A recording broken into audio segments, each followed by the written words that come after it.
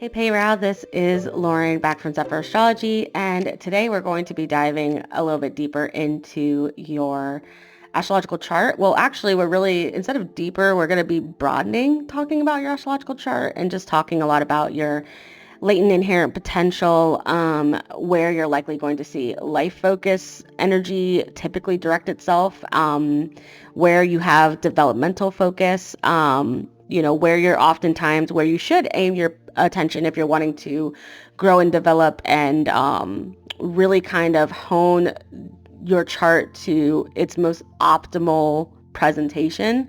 And this oftentimes will unlock other areas of life that maybe you want to experience that aren't directly sort of pinpointed through the natal chart. And this is a really great way of self-understanding. This is a great way of adding knowledge on your path of self-discovery. And we'll also talk about areas where you are likely going to see some growth and development during this particular time in your life, because your natal chart does talk a lot about sort of the building blocks you have, but how we utilize those is going to be different from one person to the next. And so that is going to give you a pretty good sense of understanding of how to work with a chart like this, and just where the energy is naturally going to go, or how it's naturally going to funnel itself if you're not consciously aware. So this is a great way of gaining some understanding and some insight into how to really kind of developmentally become your best self. Because we did the divine life purpose reading for you specifically, I'm going to spend less time on topics we talked about in that reading. Specifically, we talk a lot about the big three because it's a big focus of life purpose. So I will probably spend less time on that, and I'll spend more time sort of talking about houses, aspects, life themes, things like that. Also, as a side note, I got your message yesterday evening about wanting the gift section, but I spent time developing the other section talking about mental, emotional, and spiritual growth.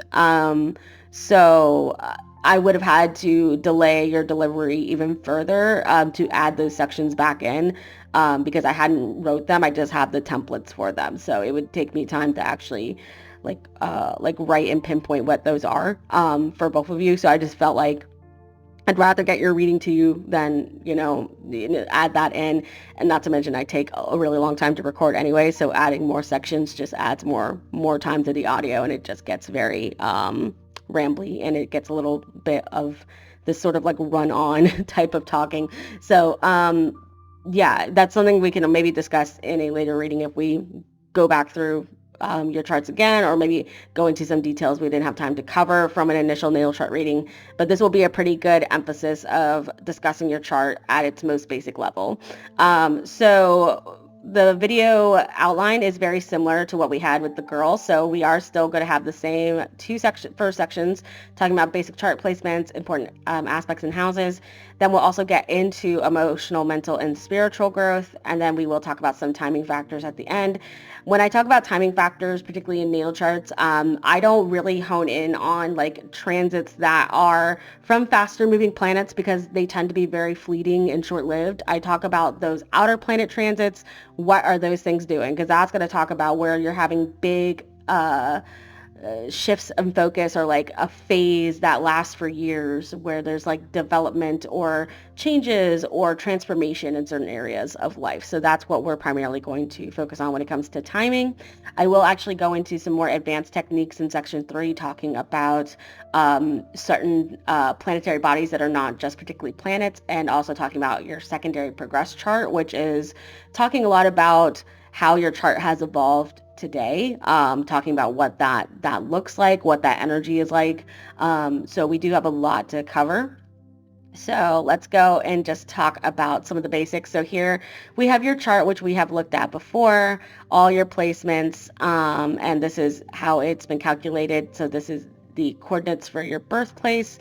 And we see that you are primarily an Earth dominant chart holder with a Capricorn signature. This makes sense because we have so many planets in Capricorn here, and they're really expanding through most of the degrees. There's kind of like a little bit of a pocket right here, but these are pretty nicely distributed. So we typically are going to see a lot of emphasis and focus when all the planets are sort of working together. Like, what is it that is generally express to other people? What is it other people generally see? A lot of the Sagittarius energy will definitely still be expressed and shown, but a lot of what people who really know you, they're really gonna pick up on this Capricorn energy. So going into talking about getting into the big three. So you have the same rising and sun sign. So this is going to cover the same type of expression, but the placements indicate different things. So talking about the ascendant here, which is going to be on this left side, some keywords there to kind of like help break it down a little bit more. This is usually the type of impression you make before getting to know someone. So this is sort of like that initial presentation. So it's always a little different for people who have the rising and moon in the same sign close together, or they have the sun and rising in the same sign close together. The rising sign doesn't operate quite the same way that it does for the majority of people. But this is typically going to talk about the outer personality and what sort of image it is that you're looking to present to the world. Now, we already talked about the deeper underlying or the deeper, more spiritual meaning of the rising sign in the Divine Life Purpose reading, which talks about the evolution and the archetypal presentation that you're destined to curate. And this is what attracts opportunities to you, where you are going to gain success and you are going to be highlighted for that development. So when you are a Sagittarius rising, this is typically going to be a very adventurous, future-oriented, and very honest and direct expression and presentation. There is typically something about the life philosophy that is expressed and used as a point of inspiration or a point of morale boosting. The natural optimism and the sort of generosity of spirit that comes from Sagittarius people is oftentimes what draws people to want to learn the wisdom of the Sagittarian person. So we talked about the archetype being typically known as like the sage, or typically known as like the teacher or the professor. The guru is one that you can associate with Sagittarius. I think it also can equally be represented through Pisces. This is because the traditional ruler of both of those signs is Jupiter, and Jupiter is wisdom, and it talks more about spiritual wisdom, or talks more about universal knowledge versus like mechanical knowledge, or things that are more about cognition or more about mundane forms of intellect. Like that's how you typically would see like a very traditional IQ test is not going to test IQ for like emotional intelligence or spiritual intelligence or kinesthetic intelligence, right? So like Sagittarius is more about like universal or universally applicable forms of intelligence. So they typically have really good common sense, and they understand abstract concepts or abstract like large, broad, universal concepts really easily. And this is difficult for a lot of other people to do typically. So there is sort of this natural ability to just kind of understand. And it's very funny. You might notice this with your partner because your partner and my partner are similar ages, and they have Saturn in Sagittarius. So oftentimes there are certain spiritual concepts that just elude them, like they don't make sense. And to us who have very strong Sagittarius energy, or very strong planets in a Jupiter-ruled sign, we're typically going to kind of come to those conclusions a little bit easier, especially because Jupiter in Cancer is just enhancing this energy. So the placement of the sun in your chart is oftentimes going to show the area of life by the sign and house that has tremendous potential for you, and where that potential exists. This is typically where someone desires to be successful. This may not be something that you like come to the conclusion on when you're a child. This is sometimes something that is like learned through adolescence. Like you sort of are introduced to this. It kind of depends on the progress chart and how it evolves when somebody is typically going to lean into that sun.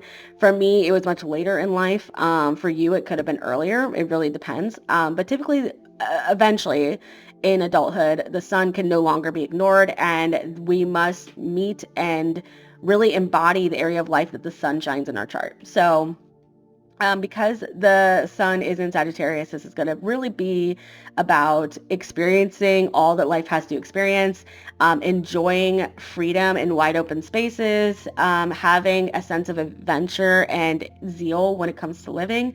So typically when Sagittarius energy, when we get very depressed or bogged down or we're experiencing a lot of fatigue, that is a sign that something energetically is off with us.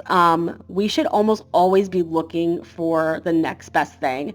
Um, and that focus can kind of get negative as well, in the sense that there's such a thing as like being too non-committal, or being too like we're always moving the goalposts on ourselves and never really like enjoying the journey. So generally there has to be this balance of enjoying the journey but always continually moving. And so when we kind of don't have anything in our focus or in our mind's eye that we are looking to achieve, we will oftentimes experience physiological changes, and our life force and our chi is kind of off. So that's a way of kind of honing in and tuning into whether you're really kind of like focusing in on this area. Um, Again, there is sort of this like humorous, affable, but also direct and very truthful energy to Sagittarius's. This is typically a sign or energy that really doesn't like to be chained or bogged down in any way. So this is the fire sign that's going to be the least likely to be in leadership roles, or the way in which Sagittarius will typically step into leadership is in some sort of like sub-traditional or non-traditional manner altogether. Particularly, this is a sign that doesn't love having a ton of responsibility, even if there's a lot of Capricorn energy. So that we are very, very resistant to being that person that has to have a lot of people pulling at our skirts.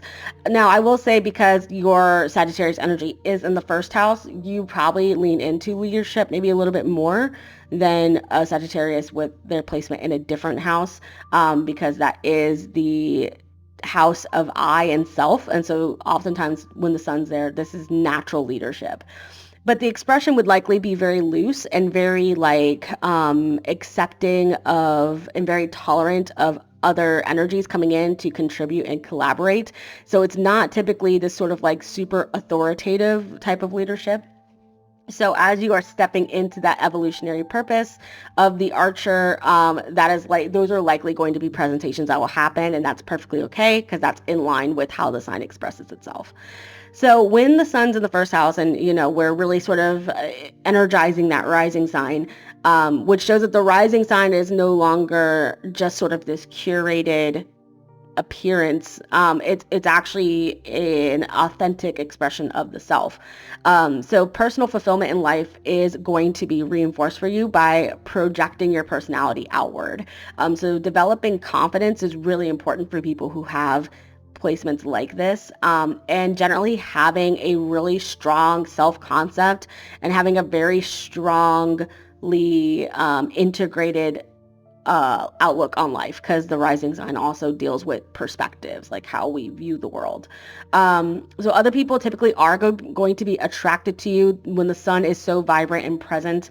That is something that you'll get, whereas people who have the sun in a much less visible placement, we'll even say your partner is one of those people who could have this because it's in the fourth house, or someone like myself that has it in the 8th house, or if your son's in the 12th house, you oftentimes are kind of invisible to people, or like people don't notice you as much. But when the sun's in the first, this is definitely like a double take type of energy. Like people typically notice you right away. There are positives and negatives to that, but generally, because of the natural sunny disposition and enthusiasm of Sagittarius, this is typically one where you probably get off on the right foot with people pretty well. And there's typically a drive to achieve personal goals. And there is a lot of courage and sort of like innate willpower coming from the sun in order to be able to initiate these things. It's very important with a chart like this that you are somebody that takes action. It does not really serve you to kind of rest on your laurels or be overtly cautious, because you have enough support from this placement to be able to do things in a very assertive and direct way and get things done. So it's very important for you to always have some sort of personal goal for development. It will not serve you well if you fall into the mode of the moon and get really hyper fixated on that, or lean into one of the strongest placements in the chart, which is that Jupiter in the 8th house, which is like becoming consumed or subsumed by your partner or your children, because that is a tendency that could happen with a chart like this. Okay, so talking about your moon sign. So the moon sign in your chart will represent the past or the childhood self, and it points to an area of life by the house placement where we can function out of instinctive awareness. We often have a deep emotional need to do things that relate to the moon's house placement and express that, sort of need through the sign.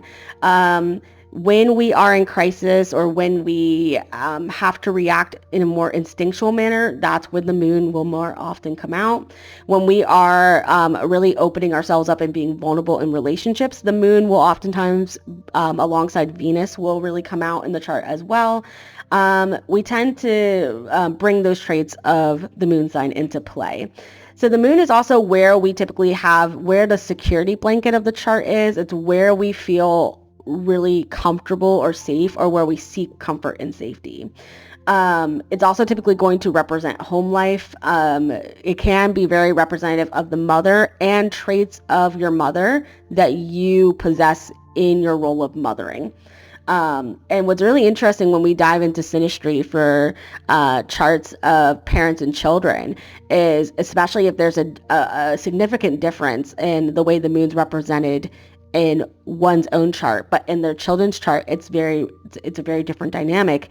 This is actually a way we can objectively see how our children perceive us.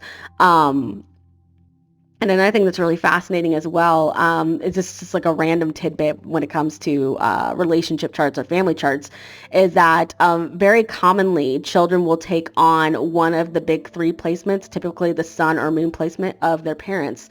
And we see that pattern actually take place with both of your children, which I find that really fascinating.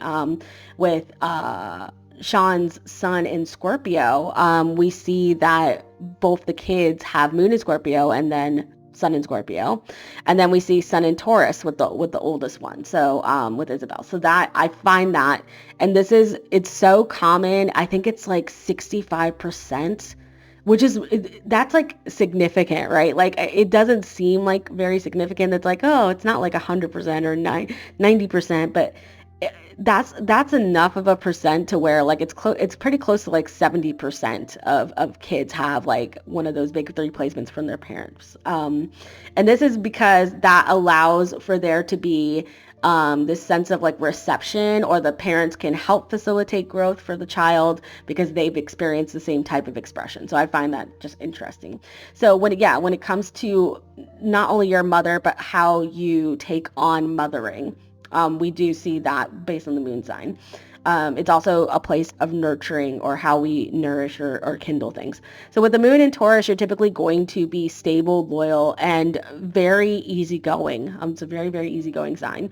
The emotions can run deep, but typically there isn't this tendency to be really reactive. In fact, this is a moon sign that tends to be very slow to react. This is sort of the sign that when everything's going crazy, they're like, okay, stay calm. Like, it doesn't serve us to freak out, right? Like, that's moon in Taurus. And when you combine this with Sagittarius, sometimes, I wouldn't be surprised if people have told you at some point in life that sometimes this can come off as, don't you take anything seriously, right? Or like, you just like, how is it like you seem unfazed or unbothered? And that's because the natural optimism of Sagittarius, connect that with the sort of calm, cool, collected moon in Taurus, and you can get, somebody where like the world can be burning around them and they are like putting out fires with ease, right? Like that's kind of generally how we see that. This can be a sign that is slow to anger, but when you are angry, you can really, really tap into that anger naturally. This is a sign that is very linked with caution. And it's linked with caution because self-preservation is a strong aspect of this particular sign, and how it operates. So it's very linked with its own sense of comfort and is strongly aligned with their own foundations. So people who have a strong Taurus in their chart, something I've seen that's very funny is like they will continue to do things they hate just because the uncertainty of change is enough to make them go, no, I'd rather be miserable because at least I know my own misery. Whereas I don't know if I'm taking on new misery with this change where I'm going to feel even worse. So like there is this tendency to not want to react or not want to progress forward. And this is where we talked about with the sun and moon being foreign to one another with your chart. This is something that we do see, is that the Sagittarius is like, I have to keep moving, I have to keep going. And the moon in Taurus is like, that's nice, but I'm not going anywhere. So you might find that there is this conscious and unconscious tension, or the sort of like pulling in two different directions. This is also a moon sign where when you emotionally feel very strongly, you are very, very rooted and you are unwavering. You're very unlikely to change your perception or your the way that you view something through an emotional lens. So it's very, this is also a moon sign that is really, really all about affinities because that's linked with comfort and pleasure. This is a pleasure-seeking sign. So there is a tendency to sometimes become too rooted or too dogmatic in your personal likes and dislikes. There's a rigidity with this sign. So with the moon in the 5th house, and we'll brush up on this a little bit later, but this is oftentimes going to indicate that the heart or the emotional self is really tethered to the area of romance the area of the chart that is linked with romance. That's how I most often see the moon in the 5th house come out, unless there's a lot of other emphasis in the chart that someone is like ungodly creative. Then it's more so like the romance of beauty and the creation of beauty is where I see that. A unconventional way I see the moon in the 5th house is like this need to compete, because competition and sports and risk taking is actually an element of the 5th house, which is interesting when you put the moon in Taurus there.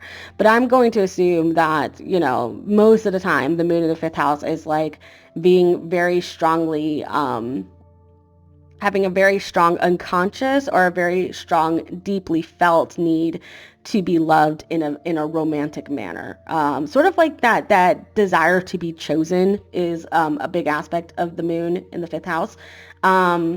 So there is a strong need to pursue things that are pleasurable or make you feel good with the moon in the 5th. There's an instinctual ability to be romantic, and being in love satisfies deep emotional needs. So this love can also be not related to relationships, although this is arguably a relationship house, but it can be linked with sort of the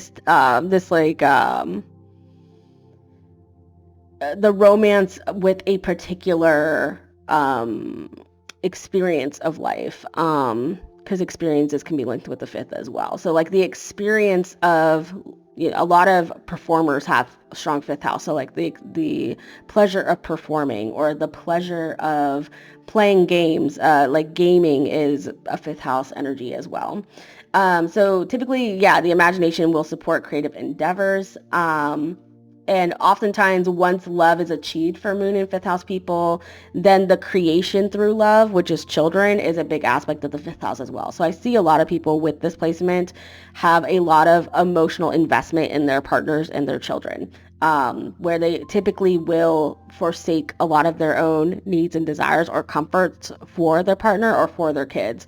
So in some ways, you might be very resistant to change outside of them, but when it comes to your children, you really might try to be a little bit more flexible. But the moon is cyclical in nature, so oftentimes the moon can talk about an area in which you have ups and downs in life. Like there is sort of this like, and over time you can actually notice a pattern with this. So one thing I noticed with this is that the moon is an important placement in the kids charts or in the partner's chart. And there's this tendency that the partner or kids might go through a lot of growing pains or ups and downs as well. Then that's partially what affects you. I would say in terms of parenting and nurturing, this sort of like wanting to give a life of luxury or wanting to provide a lot of comfort might be a way in which your mother mothered you and in a way which you seek to parent or mother your children. Now, of course, there are, lots of things we could talk about in the chart about like how maybe the relationship with the mother is challenged because the moon and Pluto are opposed to each other, but because the moon is in such a strong sign, and it's in a house that typically is seen as a house of good fortune, that typically links to like that being a positive relationship with the mother. Not always though, I have seen exceptions. So we'll come back to aspects to the moon, because that you have a lot of moon aspects in your chart. And again, this is arguably one of the strongest placements you have in your chart. So the moon in Taurus most of the time is going to express itself pretty positively. Okay, so we talked about the big three. So moving on, talking about your other planetary placements. So we have Capricorn Mercury, Capricorn Venus, and we do have Scorpio Mars.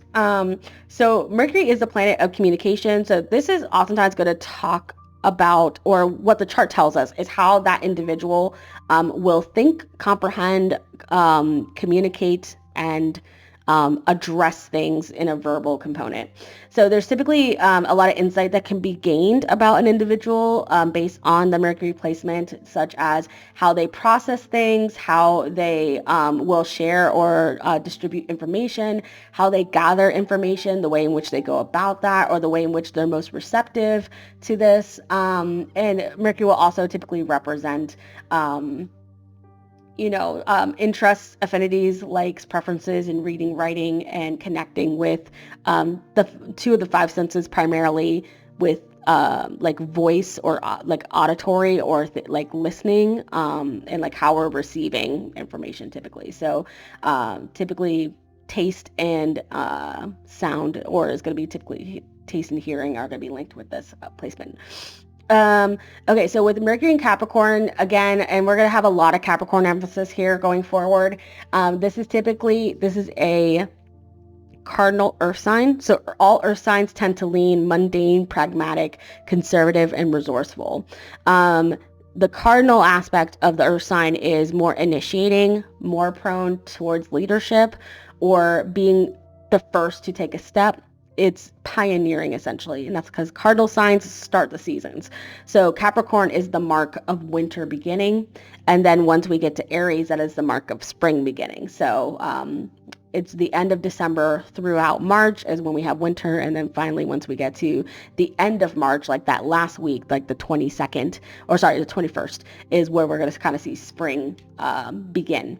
So typically, Capricorn energy is very astute, authoritative, level-headed.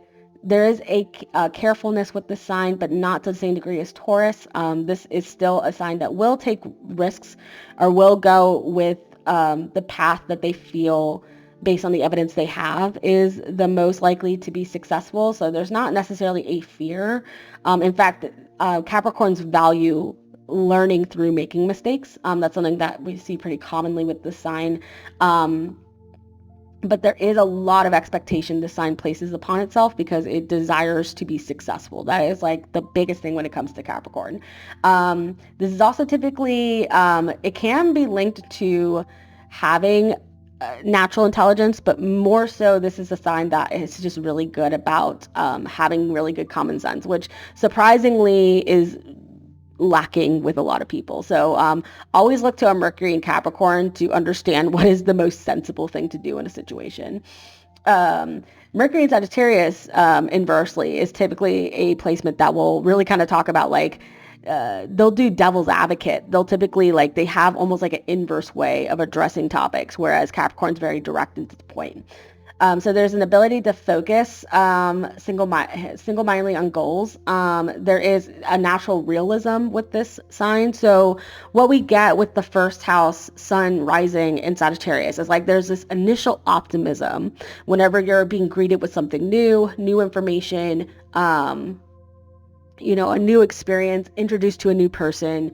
There's typically this perspective of, you know, innocent until proving guilty type of thing, or like it's just like you try to just take things in as they are, and you look for the silver lining typically. And then, but this Mercury in Capricorn is also a representation that you probably have the tendency to process things in the aftermath and be a little bit more realistic about what it is you experienced. So there's not this complete sense of idealism or being like, sometimes like too much Sagittarius energy is where you get like toxic positivity energy, which is really, that Mercury in Capricorn has the ability to be level-headed.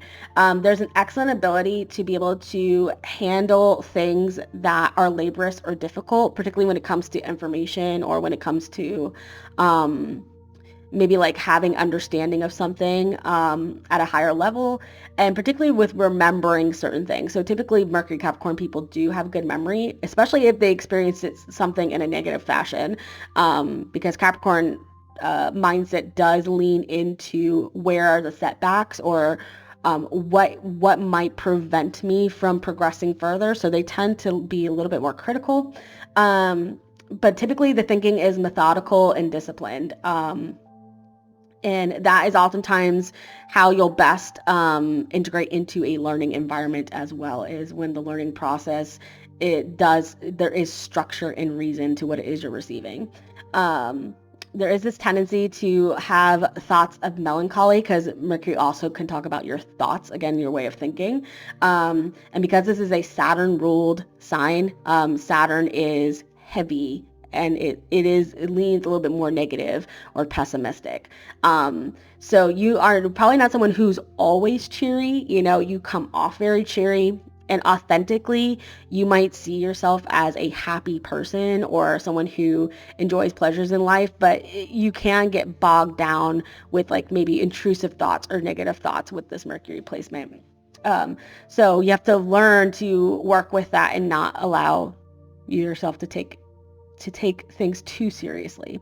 So the Sagittarius is a nice sort of way in which that kind of can mitigate some of that intensity. So Venus is the planet of love, harmony, and unity, and Venus is really going to talk a lot about how we relate to others. It's our style of attracting love and social connections, because now, typically we talk about Venus in a male's chart and Venus in a female's chart. So this is oftentimes going to present in a female's chart how you will typically relate to people of the opposite sex, although I find that it's just general. But there is sort of like when you are looking to attract in a unifying manner, that's where we're going to see Venus. Sometimes if you're looking to attract through conquest or through friction or competition, that's where we're going to see Mars. Venus also she ordains over most, if pretty much all material goods, especially anything that is utilized for pleasure or sensuality. Also finances is going to be Venus's domain as well. And the arts and beauty are all going to be Venus. So Venus in Capricorn. So again, this is a placement that we share. Going forward, we share the same placements. There are a couple of the ones previously we didn't. So Venus in Capricorn is going to be very, very serious when it comes to love and relationships. They typically don't need a ton of social contacts. In fact, they find it to be exhausting if they have way too many social contacts. Depending on other placements in the chart, some people might enjoy generally networking, or they might enjoy community, so long as those relationships are more, there's less strings attached. There's more of like a detached nature to those relationships.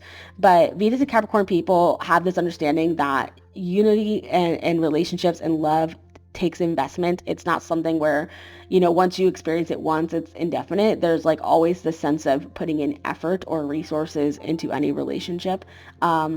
Same when it comes to like things you enjoy or things that are pleasurable. There's always this investment side of it. So typically Venus and Capricorn people can also be seen as pretty frugal. They can be cheap in a lot of ways, just because they typically, especially if you have strong Taurus in the chart, they understand value inherently. So they don't like to spend their money willy-nilly. They only want to spend their money on things that they believe have true value. The preference is to have few dependable, steady relationships over having a lot of capricious ones. There's typically a desire for an older partner and a partner who's very successful with Capricorn Venus. So part of the reasons for me at least, a lot of my relationships didn't work out earlier in life, it's because, and this might be different for you because we have different moon placements, but I really sought for somebody who just understood me and someone who was like a kind person and, someone who had natural compassion like that for me. But a lot of people who were strongly aligned with those types, typically they didn't have as much desire for success or wealth. They just weren't very money driven people. And I really, we really need a partner that kind of like understands the logistics of life and kind of provides us this good foundation of support. So oftentimes we will typically marry someone older, or at least someone who is actually further in life in terms of certain experiences. So even if you marry someone a little bit younger than you or the same age, there's something about them that's very naturally authoritative, a natural leader. That's typically what we prefer. And there's also sometimes we go for status as well when it comes to like a partner. Like again, so if it's not necessarily age and experience, it's some form of status that is apparent. So oftentimes that can be a marker if we chose the right partner, as if they align with our Venus placement. Okay, so we also have Mars in Scorpio. So this is the planet of action, energy output, and motivation. So typically how we're motivated or how we're driven is going to be linked to Mars by the sign, but also the house. The house is very important, I think, for Mars. I think for most planets, the house is really important. People actually underutilize the importance of the house. But I find that particularly with Mars, it's very, very noticeable. So this shows, and where Mars is placed is going to show an area of life in which we're willing to put forward a lot of effort. Mars's energy is naturally sort of primal, quick, and impulsive, and very survival oriented. Again, in a woman's chart, Mars is going to typically provide clues of the traits she finds attractive in men. So oftentimes our Mars placement, now one thing, and I go over this in my soulmate reading, is that Mars can talk about what we find attractive in men. But if Mars does not harmoniously link with our descendant, it can actually show that our picker is off, quote unquote, which I think is really funny. But because that is not necessarily the case with you, one way in which you can kind of like pinpoint that you chose a partner that is astrologically aligned with you is if they have some sort of reception or strong connection with your Mars placement, and you ended up marrying a man who has 4 planets in Scorpio. So that's kind of on the nose. So Mars has a lot of power in this sign, and there is going to oftentimes represent an intensity of purpose with people that have this placement. So there is this sense of natural courage that is linked with the emotional disposition with this person. These people tend to be very, very passionate. So there is sometimes this tendency to have this black and white way of doing things with Mars. Not so much the way of thinking, but the way of doing things is black and white. And there is typically there's actually a sense of reliability because it's Mars in a fixed sign. So this typically will represent people who are not flaky or wishy-washy or like touch and go. These people tend to be like very reliable and steadfast, loyal and committed. This is one of the most positive placements for like if you're seeking loyalty in a person. These people are very, very loyal. And if they're not loyal to you, they have a reason not to be loyal to you. So there is this tendency to want to dominate with this placement in some way, or be very possessive. There's a natural like territorialness because it's linked with survival, and it's in a sign that the planet can be expressed very strongly. And there's a natural ability to understand deep emotions and see through hidden motivations in other people. So, and I would say for me, that's on the nose. And for people I've talked about, it's on the nose. This also can represent sexual energy as well. So like the sex drive can be linked with this. So a lot of people who have this placement have very high sex drives, to the point where like sometimes people can't keep up. And going back through, I'll talk about all these placements in the houses. So with Mercury in the first house, this is going to really kind of talk about the fact that the way in which you process information, you might need to process information through talking, or like you might need to process things very openly. So this oftentimes can be linked with somebody who, as they are sort of like arriving to a conclusion, they are sort of going through this process in a very open manner. So a lot of people, like you might have a close friend that like you call up, or even your mom, right? Like, cause this sign placement is linked with your moon. So like you might even call a family member, like your sister or your mom or your grandma, be like, I just need to talk this out because I feel like I'm in between two things and I don't know what to do. And I know you understand me. And so that it's kind of like this way of processing things in a very open way. It may not always be through a relationship because it's the first house. So you might talk to yourself, and you might present like an argument to yourself, like a presentation. So sometimes people who have this placement talk to themselves out loud while they're like walking around the house or in the grocery store. We see that. So people like with this placement, you do like talking to yourself in some manner. Now, because it's in Capricorn, it's not going to be this like, you're just like having full-blown conversations with yourself, but that's something we typically see. There is typically an innate curiosity, or this sort of like innate ability to take on new information in a manner that's very open, but also very in a very critical way because of Capricorn. This is someone who can have a gift of gab. They have the ability to keep a conversation going, or they're very good about, again, saying the right things to make that good first impression. There's this openness in how one gathers and shares information with this placement. Very different than myself. I'm actually someone, I tend to naturally, I have to like force myself not to do this sometimes, but like I have this tendency to naturally gatekeep things. Like I don't always love sharing things that I know because knowledge is power to me. But with the placement like this, it's kind of like, yeah, knowledge is power, but it's better to share that power, share that wealth. It's like almost like a statement that I know enough, or I know a lot. So again, house placements are so important to understanding how somebody might naturally behave. You can use the power of word to attract what you want in life. So advocacy for yourself is really important, and advocacy for your family, because it's connected with the moon, is also very important. And again, this sort of like natural curiosity, the sort of vibrant energy is linked with Mercury as well.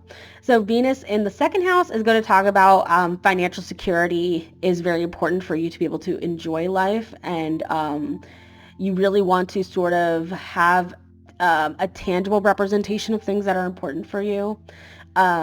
Depending on other placements, this placement on its own can talk about someone who spends impulsively, but you have Saturn here too. So Saturn is typically going to be linked with like wanting to keep your money more secure. Because Venus is the last planet by the degree here, this kind of talks about a possible learning curve in your financial journey throughout life, where there is sort of this arrival possibly in the early adulthood or in the middle life, where the Saturn-Neptune conjunction really presents itself, which is like a big loss of money. Therefore, you have to like penny pitch and like budget and kind of be really tight with your money. But because Venus is the last planet here, it kind of talks about the end of life, having sort of like access to wealth, or like being able to spend money a little bit more freely on things that you enjoy. So that's kind of what that Venus is representing. So curious if you're at that phase now, or if that is something that you're kind of still in between the Saturn-Venus energy. Degree theory is a pretty interesting aspect of astrology that we won't have a ton of time to get into, but it is something to be mindful of. Because this is the house of self-worth as well, this can talk about some people who have a natural ability to love themselves, or like they're able to see the good or that they possess, or like they're seeing their talents is easy. But because you have Saturn here as well, and that Saturn is incredibly strong, there's going to be a tendency to doubt oneself, doubt one's ability, or not like be more pessimistic about their self-evaluation. Again, though, because Venus is the last degree, this can show later in life. There can be this like sense of self-acceptance, sense of self-love that is developed. It's not something that necessarily comes super easily. But you will have the ability to your power and talent to harmoniously relate with others can actually enhance reward for you in life. Like how you might make money can be linked with your ability to relate to other people. This is also going to typically grant or represent stability in close relationships.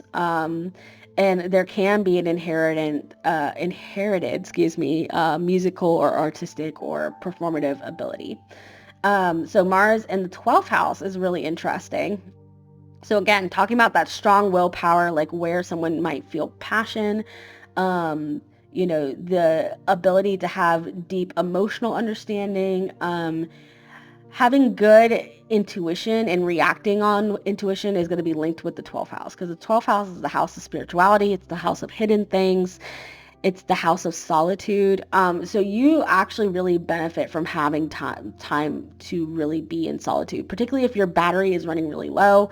It's really important for you to kind of carve out that time for yourself. Otherwise you will you can definitely experience burnout. But this placement, because the 12th house is sort of linked with so many different things, there's many ways in which it can manifest. This can be a placement of understanding when you need to seek seclusion for yourself. This can also talk about being drawn to work in some spiritual capacity, or being drawn towards work that relates with the public.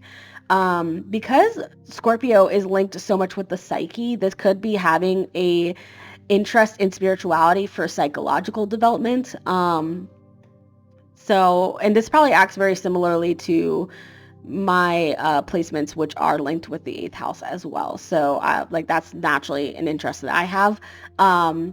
This can be, however, because the 12th house is hidden, you may not always understand your own motivations or why you pursue things the way that you do. There's like some aspect of that where like you don't have full conscious understanding of like, let's say you do have, because it's linked with Jupiter and Cancer. So I'm pretty sure that it operates similar to mine, where you have this natural sort of like maybe this gut instinct or this higher voice that tells you to do things.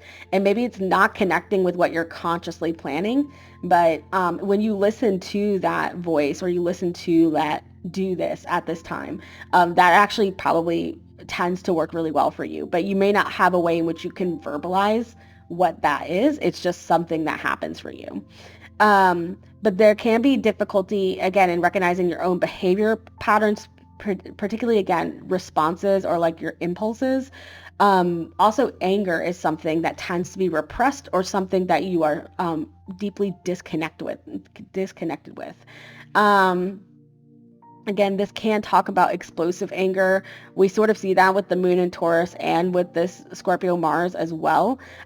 So the life, sort of like the purpose of this placement, is learning to give recognition to those innate primal drives, and learning to sort of accept them and carve out a place for them. This can also talk about, like, in terms of sex drive, even though Scorpio Mars is very strong, there can be this sort of like hiddenness to it. Like you may not really like consciously understand that you have a very strong drive, or sometimes this can talk about deterioration. The 12th house can be like the planets can sort of deteriorate over time. So you can have a higher sex drive when you're younger that does deplete when you're older. That might seem really obvious, but honestly, it depends on the person. I know some people whose like drive comes in really strong in their 50s. So it's again, that while that might seem logical, everybody truly is different, but you might be a little bit more normative in that way. It's really, really recommended shamanic exploration, past life regression, hypnosis, all those things will probably be really good for you with this placement, because you can kind of tap into these strong placements and unlock them a little bit through some of those pursuits. It's very important that you avoid alcohol with this placement, and anything that's like a psychedelic or anything that's just mind altering, like drugs in general. Like, it's very important to stay away from that stuff, because the tendency to become addicted is very strong with a chart like this. Um, you can look for the ability to transcend or get a high off of spirituality. That's going to be more where and you might actually get sort of like this very strong physiological response through like yoga or meditation, or like any sort of like Reiki, any kind of conduit like that is likely you're going to be very, very responsive to those things. Okay. So we have Jupiter in Cancer. So as I go through the outer planets, I'll spend less time on them besides the two social planets, because the outer planets are much more generational, and they really only impact us so much by house and not so much by like the sign expression, because so many people share the same sign. So with Jupiter in Cancer, so Jupiter is a planet of expansion. It's typically talking about where we can transcend our limits or where we receive reward. And again, Jupiter is very strongly linked with our spouse. So oftentimes Jupiter is going to talk about, we kind of unlock a lot of Jupiter's access, unless it's somewhere where it's like right on the rising sign for someone. Particularly if it's in a relationship house, which in your case it is, that Jupiter will be unlocked through once we have a spouse or once we've integrated in that strong partnership. It doesn't always have to be the spouse too. It can just be like, who is your life partner? So sometimes your life partner is like a career partnership, right? Or professional partnership. So it shows us where the universe is going to allow us to indulge ourselves. And it's going to talk about where we typically have luck or abundance. Jupiter is also going to typically represent our faith systems or our beliefs, like where we'll naturally sort of arrive to certain ideas about God or divinity or ideologies. Life philosophies can kind of be linked with Jupiter as well. So it's something that is also presides over the rising sign, but it's linked with Jupiter as well. In this case, Jupiter rules the rising sign, so they're intrinsically linked together. So Jupiter in Cancer is going to talk about benefits through family or home life in some way. Now, again, there are a lot of people who have Jupiter in Cancer who have they come from a family that's not so great, right? I'm one of those examples. But it does talk about us seeking reward through, if we don't have it through our birth family, then we seek it in our chosen family, through our marriage and our children. And our in-laws can actually be wrapped up in Jupiter as well. So I'm somebody where I'm blessed with wonderful in-laws. So I got lucky. This is typically talking about someone who's naturally nostalgic and sentimental. And that sort of is a basis for faith beliefs and ideals that come into mind. There is a heightened sensitivity to the means in which we expand ourselves. So sometimes we can be self-protective and we don't always expand when needed, particularly if the moon or another strong placement is in a naturally self-preservation style sign. So there is this tendency to really want to expand alongside others within our environment. And so we tend to really seek to give our rewards back to our family in some way. So this is not typically a Jupiter placement in which there is like a overly indulgent or overly self-serving mindset. This is typically like success for me is success for my family is kind of the mindset here. There is a preference to typically go with the flow and do things that are harmonious or aligned with those around us. So we tend to have the mindset of the way we expand has ripple effects that affect other people in our lives. So we tend to really not want to try to rock the boat or do things that are like radical or things that are like going to impact others in a negative way. This is a natural blessing of kind-heartedness and charitability, and we actually gain more reward the more we give in life, or the more we tap into our compassion. So I find that typically I receive reward by doing charitable works in some way, because my Jupiter's in the third house, so this is typically like I give through counseling or advice. So I give a lot of free counseling, a lot of free advice. I truly still believe that my business is doing as well as it did today because I used to do readings for free, like full on, like deep readings for people, like just for free for years as a way to build my practice, as a way to understand the information more and work with many different types of charts. And there are a lot of people who advise like you shouldn't do that because you tend to fall into this pit where you don't value yourself. And that did happen to me. But I do feel like because I leaned into that energy so much, it did sort of reward me in the end. So again, you will have a lot of luck in having access to other people's resources because that is an eighth house thing. So that access to other people's resources, if you pay that forward, you actually will gain more luck in your sort of karmic piggy bank, if you will. This can also talk about, again, gaining a lot of money through an inheritance of some sort, or generally being lucky when it comes to like loans or like when it comes to like paying off debts or like, angel investor type of things. This could be an area where there is ease and luck for you. This placement can be indicative of a personal belief system that undergoes a lot of change, or your faith, like how you have faith in yourself or faith in others, goes through a major transition in your lifetime. This can show that sex, intimacy, and deep emotional expression are really important to you as well. And you have a natural penchant for the area of metaphysics and the occult. So that is something that we're going to see pretty highly here as well. So we have Saturn in Capricorn.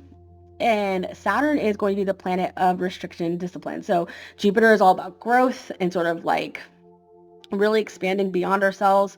And Saturn is kind of like an area where we're like, you can grow here, but it's going to come through some hard work, right? It's going to be sweat breaking labor is wherever Saturn is going to be. So this can also show us an area in which we feel inadequate. And a lot of this, if you believe in certain spiritual beliefs, or, theologically, if you believe in the topic of karma, and talk about like spiritual retribution, Saturn is going to mark where you have karmic debt. It's like where you abused an area of life in the past.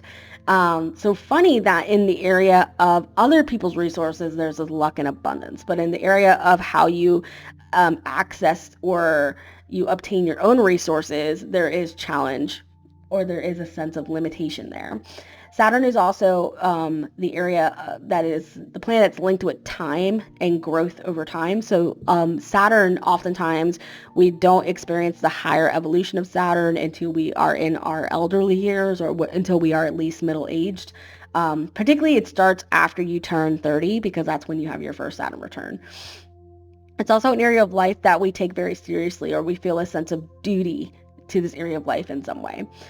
So oftentimes wherever Saturn is placed, like there is some sort of experience we had when we were young related to our family or our parents or our origin, where like we are exposed to something where we see the negative aspect of that side of life, or we're impoverished in this area in some way. And so we feel a sense of duty to like do better than our parents did.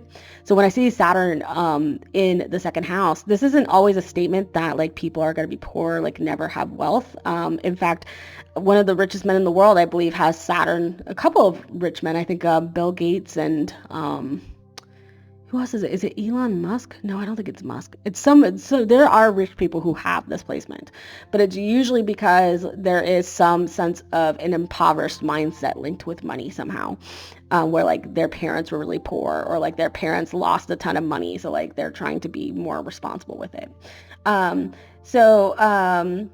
There can be feelings of inadequacy in what you're materially able to gain on your own, or like, what you're being paid. So I hear oftentimes with Saturn second house, like people feeling like when they work for other people, they don't get paid what they're worth. This can also talk about this tendency to feel inadequate in your own capabilities. So there can be this tendency to think, I can't do this, or like there's this tendency to sell yourself short. So not only do other people possibly sell you short, but you sell yourself short. This can actually be a self-fulfilling prophecy if you align with like not getting paid with your worth. It's because like when you go into interviews, like you might be presenting yourself as someone who's not worth enough or not valuable enough. And oftentimes with the way it's seen through the Saturn eyes is that you're being realistic or you're being very honest, right? But to other people, it's kind of like, it could be seen as selling yourself short. So typically, financial fruits are reaped, particularly when it comes to how you make your own money, are reaped more by nurturing qualities of caution and being a little bit less of a risk taker. So your money will tend to be more lasting in that manner. It's really important to pay attention to how you handle your own finances and make your own money. It won't do you good to do a lot of risky things, which again, you also have so Uranus is really close to the door of the second house. So Uranus would act as a second house planet as well, as a first house planet. So as you've gotten older and your chart has progressed, that Uranus energy is less likely, but likely in your early life when you were first experiencing money, you were like, whoa, and you might have got really impulsive with it, right? So typically, making money in ways that are sustainable and like proven to be safe are going to work well. So you probably won't do well investing in startup companies or, investing in like get rich schemes or things like that. That tends to not work well for charts like this. So that's something else that we see. Okay, and then Uranus and Capricorn. And I'm sorry, I didn't even talk about Saturn and Capricorn expression. So this is going to talk about the tendency to typically be a hard worker, be very respectful of authority, and there is this immense drive with Saturn and Capricorn people. They don't ever give up. They might, give in, or they might take a step back, but they will continually roll that boulder up a hill. So this is really, really a great placement for people who want to be successful in the achievement of their goals. And again, because this is in the first quadrant, this is talking about personal fulfillment or personal development. So you have the ability. It might be slow for you to hone in natural talents, but if you continually work at them, you likely will be able to develop them rather easily, you'll be able to develop them to a greater degree than others who have it naturally but didn't have to work as hard. There's also a natural ability to be quite disciplined, particularly if it's an area of life where there is focus. So being very disciplined with your money, being very disciplined with how you invest things, being very disciplined with resources, all of that's going to be linked with this. A lot of life lessons come through your elders or authority figures. Being responsible is a big sort of karmic purpose for this placement. So everybody with Saturn and Capricorn has to find that area of life in which they step up and they are a leader, or they are at least like the person accountable in that area. So for me, it was my own business and being my own boss. That's how it showed up for me, because it's near the area of career for me. It will be different for different people. So for you, it might be like investment based. It might be career based. It might be, how you care for your assets. It's going to be in some manner in which you can't really rely on other people. Okay. Also, again, typically Saturn and Capricorn also talks about this lesson of sacrifice. Oftentimes we have to sacrifice things to get to our personal goals. So that's kind of something that we see there as well. Okay. So Uranus and Capricorn, again, this is subgenerational. So this is a 7-year window in which people have Uranus and Capricorn. So it started in 89, I believe the beginning of 89. And it went through until like, what is it? Like 96, I think is what it was. And then it moved into Uranus and Aquarius. And most of that generation is still, so the Pluto and Scorpio generation is primarily Uranus in Sagittarius and Uranus in Capricorn. And then once you start getting to Gen Z, that's when we start getting the Uranus and Aquarius, which will also cover Uranus and Pisces. But this typically means that this subgeneration is likely going to make a lot of foundational changes in the way society operates and runs. So particularly once more people our age step into government positions, we will see really, really big changes globally and nationally. It really does. It's this mindset of, yeah, our parents and our grandparents have been in charge for a long time, and they have laid the foundation, and we're going to keep what works, but they did a lot of things wrong, and we are going to fix a lot of what they did wrong. So we're likely worldwide going to see immense change once more people from our generation are actually stepping into, particularly this sub-generation, step into government positions, which we don't have a ton of people in that age group right now because people are living longer, and these people in these government positions are just not giving these things up. But particularly, especially once you start seeing more people of our age on like the Supreme Court and stuff, like that's when we're going to see like really big changes. There's typically a unusual or a unconventional approach to taking authority or leadership, but it's not necessarily completely against the grain of what the original founders or the original uh, energies that govern dictated. It's usually somehow still in line, whereas the Uranus and Aquarius generation is really going to like shake things up, almost like just for the sake of it. So again, Uranus in the house is going to matter more than the sign. So this is generally going to talk about, with Uranus in the first house, there can be this natural experimentation with how you present yourself that actually tends to really benefit you. There's a great adaptability with this placement. This can show there is like a real, because you have Uranus Mercury conjunct, this can show extremely high intellect, or this can show like the ability to understand complex complex methods or like subjects very easily, or like something that tends to elude some people is very easy for you to pick up. Or this can talk about like the tendency for your thoughts to like really jump all over the place. There's like an erratic nature to the way of thinking and talking. Again, I have this placement as well. It's not as tight as yours. But yeah, talking fast is a big one. But again, my Mercury's in Sagittarius, so that might be a little different than what it is for you. But there's some aspect of that does tend to be pretty visible. There's also usually something unique about your presentation that does draw attention to you. It can be difficult for you to fit in with this placement. So you typically will stand out when Uranus is in the first house. You have the ability to do things that surprise people, or there's like this ability to like shift from one presentation to another with ease. So it almost acts a little bit like a less ambiguous Pisces rising. I see people with like Pisces risings can be like chameleons a little bit. They can kind of like present themselves how others want to be seen, or like they have the ability to flit between different social groups.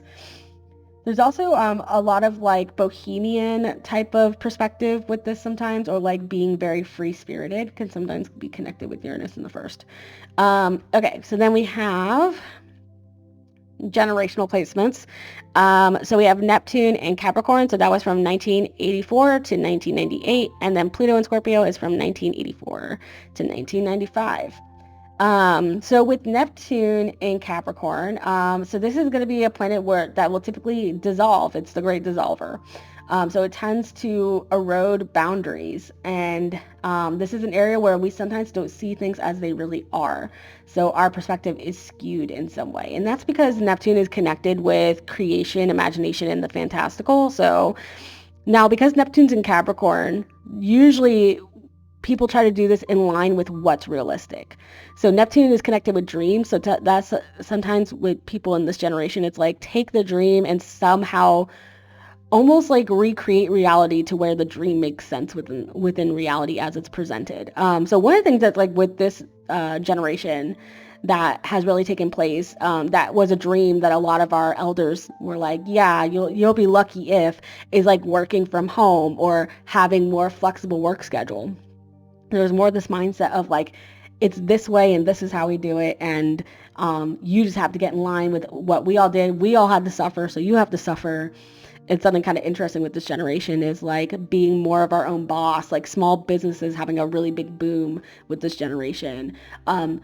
Careers in the arts specifically is a big thing, right? Like that's a lot of things where a lot of our elders were like, that's not realistic, or having a career as a YouTube star, or like an R&B artist, or like creating your own musical compositions, or game design, like, right, like you wanted to be an artist, so like you put it into something that is like a pretty big market. So that is something that we see with this. Again, Capricorn is going to be linked with what's foundational, what makes sense. So there is some sort of like merging the spiritual with reality is really big with this generation as well. That's why we saw a big boom in New Age philosophy with Neptune Capricorn generation.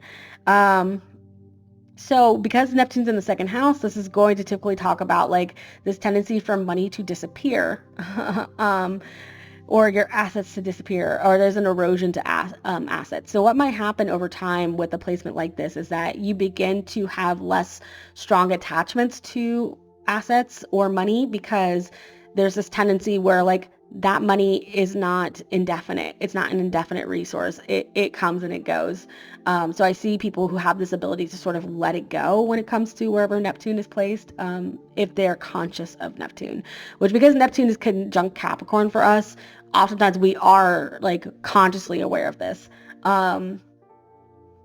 So more than most, it's important for you to approach finances with keeping your eyes wide open. There can be financial confusion in the lifetime, or there's a need to cultivate a realistic approach to money. It's important to be very wary of impractical money-making approaches, and learning how to separate what's real from what's fantasy is a valuable asset. But this does go to show you may be more likely to invest in spiritual development with Neptune in the second house. So again, with this 14-year subgroup, there's the ability to bring divine inspiration into earthly manifestation, the breakdown of long-held traditional strategies by government and the establishment, and an awareness of merging spiritual ideas with the pursuit of material aims is necessary in order to avoid self-destruction. So that's, again, we kind of went over that, but that's just doing a little bit more of a dive into that. So then we have Pluto, which is the planet of transformation. So again, more so by house than by the sign, is going to talk about how how you seek transformation, or where you're most likely to have the grandest amount of transformation. This is typically the area of life where you'll undergo a complete change. So for me, my Mars Pluto is in the 7th house. My male role model was not a really good example, and I went through really, really toxic, abusive relationships of all kinds through the beginning first 30 years of my life till I met my husband, and he is just like the most wonderful partner ever in the world. I cannot be more thankful and grateful. And I think oftentimes we are very aware of our transformation wherever it's placed, even in a house that's more hidden. So this might be an area where like you might look at very profoundly and go, wow, like look how far I came, like look how much I've grown in this area. This is going to talk about an area where there's a need to grow, because there are deep complex issues related to this area of life. And so lifestyle changes are absolutely needed, or else you will have to deal with the negative consequences of Pluto. Pluto can also represent psychological probing, where we are secretive, or where we can bring secrets into the light of day, power, control issues, and relationship dynamics, obsessions, as well as purification of the soul. So it's in a very spiritual house, and it's already a spiritual planet. So there is a need for purification and transcendence in this area. So the Pluto and Scorpio generation is very powerful. This is the natural ruler for Pluto. So this is in modern astrology, since Pluto is a relatively newer planet.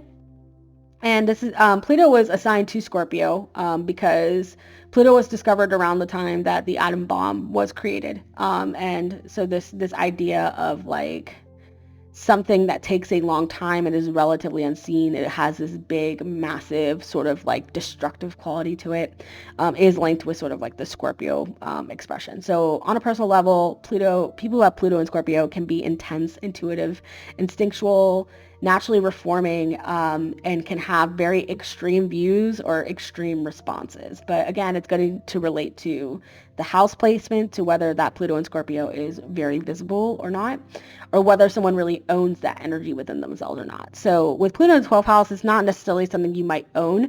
You may not even be aware of your intensity or aware of your unconscious desire towards transformation. Or if you're aware of it, you're not aware of the complexity of it on a deeper level. So this can show, the tendency to be deeply psychologically probing. And that's typically what this placement encourages, is to understand your own psyche better. So it's really important to learn to be alone with your own thoughts, to learn how to control the manner in which your thoughts originate and develop.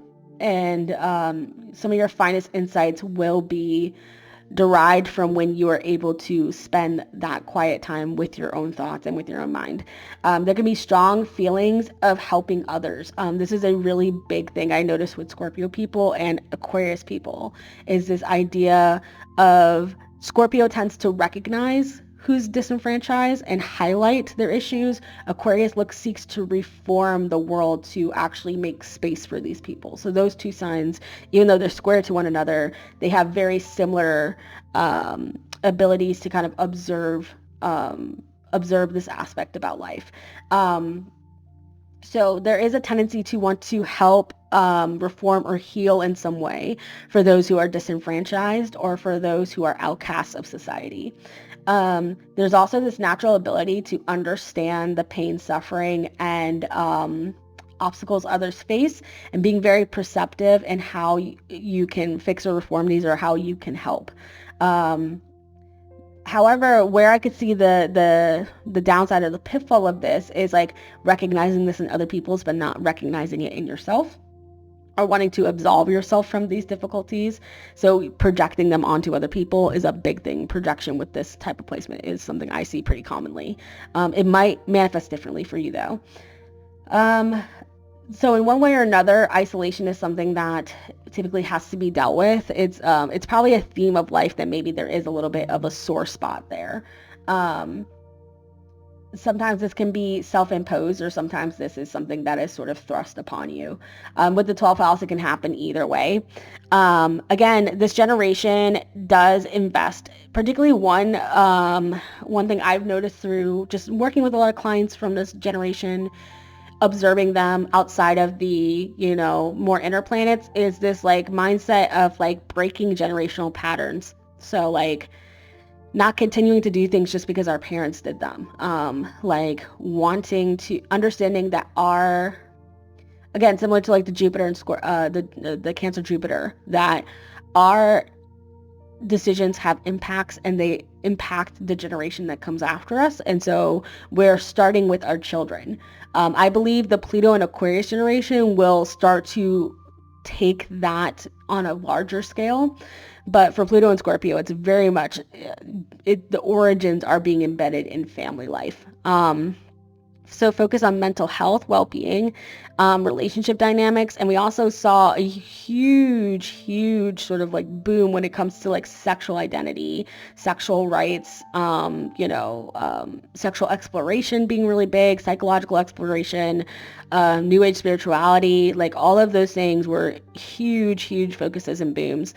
And it all started for a lot of Pluto and Scorpio generation with the emo phase, with like understanding our emotions and like, like trying to find healthy ways to express our anger or our dissatisfaction with the world and how things work. And it was a lot of this focus on the self. And now it's starting to expand to like those who are vulnerable to the system, like those who are the most susceptible. So to us and this generation, it's our children, right? It's the people who don't have agency themselves. there is another part of the subgeneration that does focus on elderly rights as well. There was a big push with that movie. Oh my gosh, I forgot what it's called, but it came out on Netflix, and it was like this movie about like people, like the system that does like rob elderly people of their assets and their homes, and like so there is a push for that too, but it is strongly child focused. Okay, so important houses, we definitely talked about this. The first house gains importance through minor dignity. So this is typically going to show that continual work on developing the persona and the presentation does grant you a lot of power and success. The second house emphasis has debilitated planets and dignified planets. So primarily, I would say part of the reason it's debilitated is Saturn's presence here. And you have a nighttime chart. So Saturn is your greater malefic, but Saturn is very strong. So this shows you will typically have negative circumstances in the second house. So self-worth, finances. But these are things that can be overcome. And again, if you think of the mindset of Saturn being your karma, that's another reason why there is some debilitation of the second house. So there's debilitation that can transcend into a more dignified state. The fifth house emphasis, again, this is going to be the house of romance, the house of romantic relationships, the house of children, pleasure, leisure, games, and artistic expression. So we do see dignified emphasis here, especially because your moon has so many positive aspects to all the planets in Capricorn. So this is going to typically be a harmonious, positive expression of fifth house themes. And then the 12th house emphasis is dignified, but the 12th house is one of the quote-unquote unlucky houses. So this shows that this just might be an area where there's a lot of strength here and a lot of development here, but it's not necessarily positively felt. It's not necessarily themes that maybe other people would envy you get to experience, right? But this does show that, there's great potential for spiritual growth and self-discovery and compassionate work and connection with others. So, all right. So let's talk about supportive aspects and where your chart really shines, which, as you can see, most of this is going to come from moon contacts.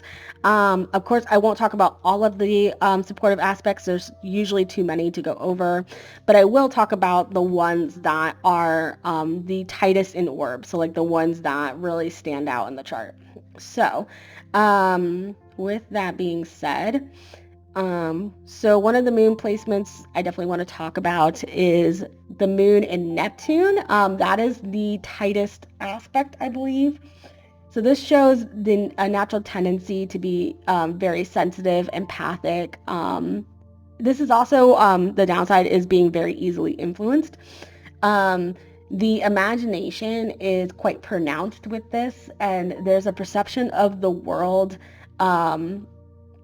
in which you might have this natural inclination to be able to pick up on energy shifts or vibrations in your environment that other people tend to overlook. So having this ability to assess patterns and like pick up on patterns is something that's very strong with this. So I have the sextile for this, but you have the trine. So the trine is something where the harmonious expression is so deeply ingrained, we're not always consciously aware of it. So this might be a natural ability you've had since childhood. It's just probably something that's just very, you're not even, again, trines were not necessarily like, they're not always at the forefront of our mind that we have this talent. Sometimes we don't really honor our trines enough in life. Because the ability to tap into them is so easy.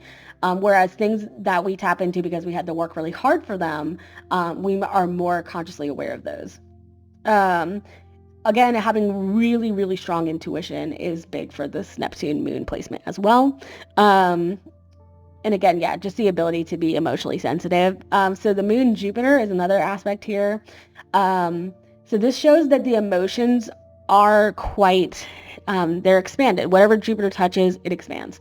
So the emotions are big. You can have big feelings with this placement. So for kids, again, especially depending on what the moon's in. So I have the trine for this, and so yeah, we have the you have the sextile, which actually, oh yeah, I did put sextile. Why did I say trine? So moon sextile Jupiter. I have the trine. So like for me, like the emotions could be felt so big, like, and it's just like it was just not even conscious.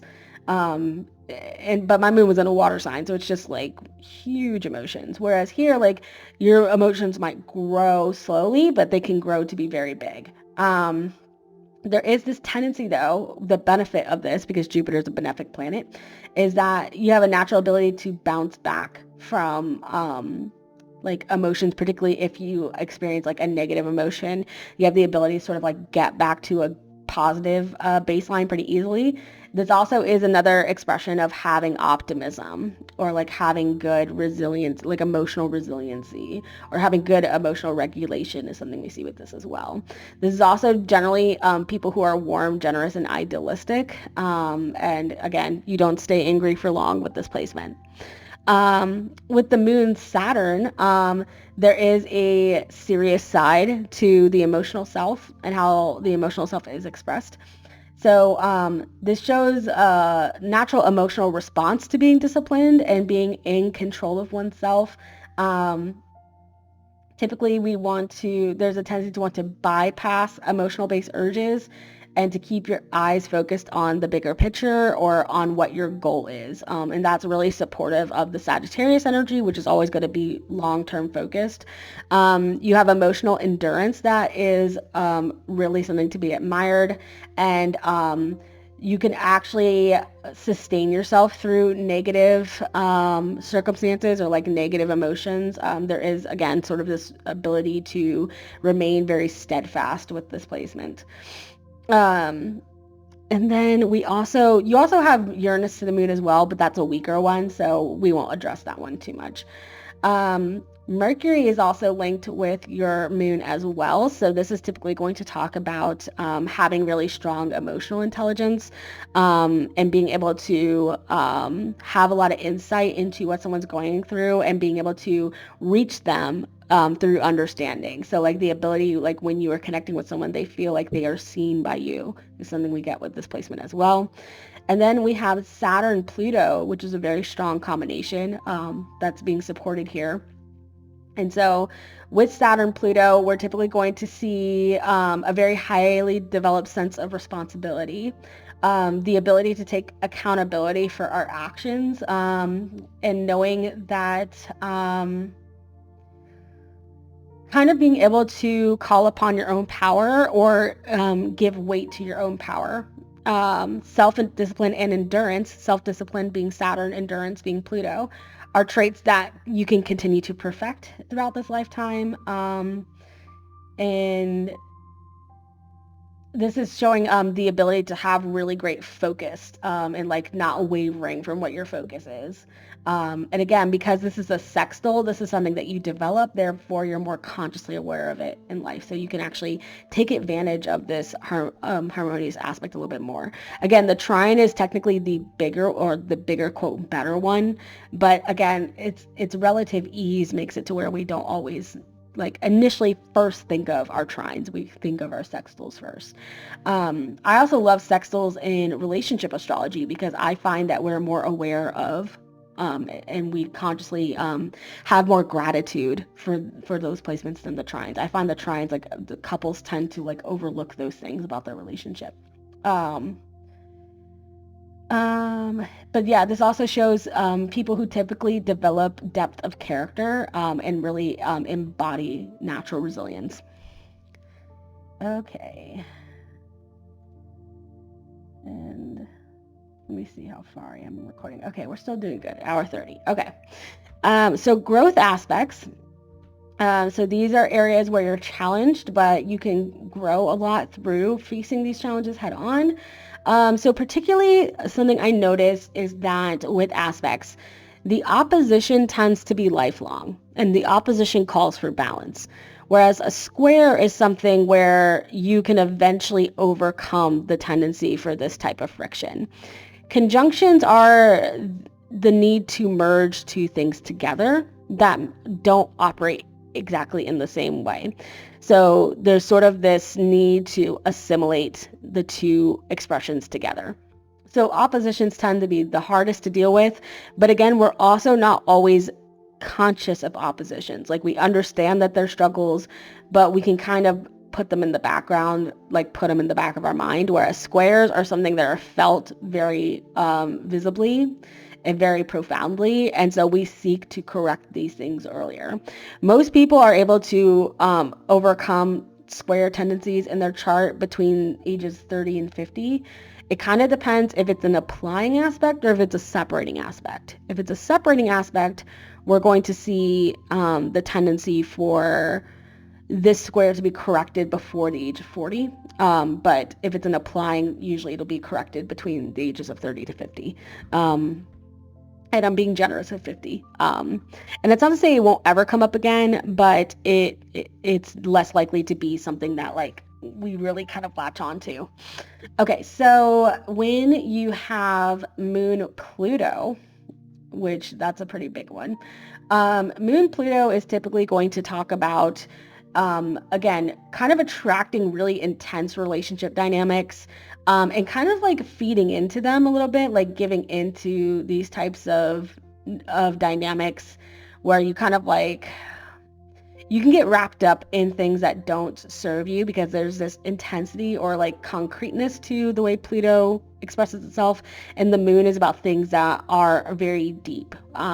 But because of this opposition, there's a need to find some form of balance in these two things. So you might have a hard time letting things go. So like if you've been wronged or if you have been harmed or maimed in some way, you might have this tendency to be very unforgiving. And that's really interesting because Sagittarius is one of their best traits, their most evolved traits in life is the natural ability to forgive. And so this might be something that you notice within yourself, especially because Pluto and the moon are in fixed signs, the moon in Taurus and Pluto in Scorpio. So there may be, if this is linked with the early life, because the moon is like childhood, it can be there is an experience or like a wrong that happened in childhood that you've never really been able to let go of. This could also be a psychological core belief because Pluto is with Mars in the 12th house. So this could be a long-held belief that taints your ability to enjoy things in life with the moon in the 5th house. Like feeling like you're undeserving of good things, right? Or like you have this ability to be very compassionate for others who are struggling, but you have a blind spot, like one area in which it's very difficult for you to do this. So that could be an aspect that we're dealing with as well. So again, it tends to be lifelong. It doesn't tend to be corrected necessarily or fixed, but the importance is finding balance and moderation in the expressions. So learning that there are times where you should lean into the intensity, at the sake of like maybe emotional regulation or your like present happiness, and then there are times in which you need to absolve or let go of the intensity for the sake of keeping harmony. So then we also have Mercury, Jupiter are in opposition. So this is typically going to talk about inner conflict between logic and faith systems. So there could be aspects in which your faith is tested through evidence in reality or in the mundane world, and having to sort of find balance between these two things, like when to lean more into logic and less into faith, or when to lean into faith and less into logic. It might be easier for you to lean into logic because that's in the first quadrant, which is in like, again, that very personal area of the chart. And you have so many planets in Capricorn. So that might be the easier tendency for you.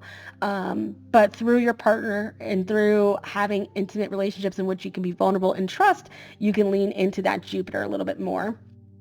Because you also have Jupiter retrograde, which shows that Jupiter tends to not, the rewards of Jupiter don't show up until later in life. So that I would not be surprised at all if that's how you identify with it. There's a tendency to express yourself well, but there's also sometimes the downside of exaggerating or being hyperbolic with this, like the expansive imaginative qualities of Jupiter superseding being concise or getting to the point, or speaking and directing things in the most honest way possible. And again, the tendency with Jupiter is to want to repress. So the tendency for you is like at times not really allow for that enhancement of Jupiter and the qualities it could bring you, the benefits it could bring you to actually help you at times when you are verbalizing things to people. So there's sometimes is this tendency that can come through that as well. So yeah, sometimes too there's with this placement there can be a tendency to over explain things with that as well. Really grasping what you hear can be challenging because your mind oftentimes can race or can run with things. So there's like the thoughts tend to not be slow. This is something we see with the Uranus with Mercury, and then we also see that Jupiter opposing it as well. So it could be hard for you at times to focus your mind, which is why I believe the Mars Pluto in the 12th house is there for a reason. The learning to still your mind is where you'll see a lot of transformation with some of these aspects. So Mercury and Uranus together, again, the conjunction isn't, it's a hard aspect, so it talks about growth, but it's not growth like you're plagued with something negative. It's something that might just be very difficult for you to express these placements in a way that you see a direct line of benefit. So this can be the tendency to say things that are radical or have radical thoughts or have a lot of intrusive thoughts. This is, Uranus is the great disruptor. It's a very rebellious planet. It tends to want to shake things up. And this is meeting with the planet of communication. So this often can talk about sometimes the way you speak can lack tact, or can at least like your delivery might come off mean to people, or might come off like rude or dry or detached, even if you don't necessarily intend that. So you might find you have to go back and correct things sometimes. You can excel, though, with verbal skills and intelligence, particularly if you have to be very fast, right? If you have to like think of solutions really quickly or generate a lot of ideas. This is a really good conjunction for that. But because this is a conjunction, it's not something that is seamless typically. It's something where like if you have to think on the spot of ideas, you probably can always do that, but the ideas you think of may not be worth anything, right? Like they might be like really random. So learning how to deal with the sort of randomness of that placement is also something to consider. So the sun in the midheaven being challenged can show that there is a deviation between your personal goals and what is, how you are being seen or foreseen, or what your prospects are vocationally or with public service. So you might, in some ways, objectively resist getting into a vocational role, or you might really resent having to like work in a traditional vocational manner because it doesn't really serve what it is you're looking to develop and hone as an individual. I recommend entrepreneurship for people like this because you create your own business and you are your own authority. So you're just skipping the middleman of the authority person and you're kind of playing both roles. And because you have enough earth emphasis in your chart, entrepreneurship would be supported. Whereas if I have this aspect, but someone has like an earth void, might be a little more difficult for them to realistically be able to like own and operate their own business. But here we see that that's a possibility that could work really well for you. Okay. So talking about emotional growth. So this is when we start getting into the progress chart. So first, what we have to talk about again is kind of going back to the moon and talking about some of those foundational elements of the moon that we already spoke of. So with your moon in Taurus, this is really talking about growing in your ability to bring emotional stability to the world or into your life. It's in the second quadrant, so this is integration into the environment. So this is more so talking about bringing emotional stability into your environment. There is an erratic energy that we see present with some of your placements in the first quadrant. So even though you might operate at a faster pace, or you might be more vibrant, you have the ability to keep your environment very stable. And again, the moon is also about nourishing. So you might really seek to, within your immediate environment and with those close to you, bring some sort of security or wellness of some kind to others. So there is, again, this tendency to really remain with what feels familiar. So there can be resistance to change with this. So one of the growth aspects emotionally for you is learning how to cope with change, learning how to process change in a healthy manner. That is an area where growth can definitely be possible for you emotionally. With that moon Pluto opposition as well, this could definitely be something, maybe a fracture in the family that there is a call for growth in that manner as well. The ability to be able to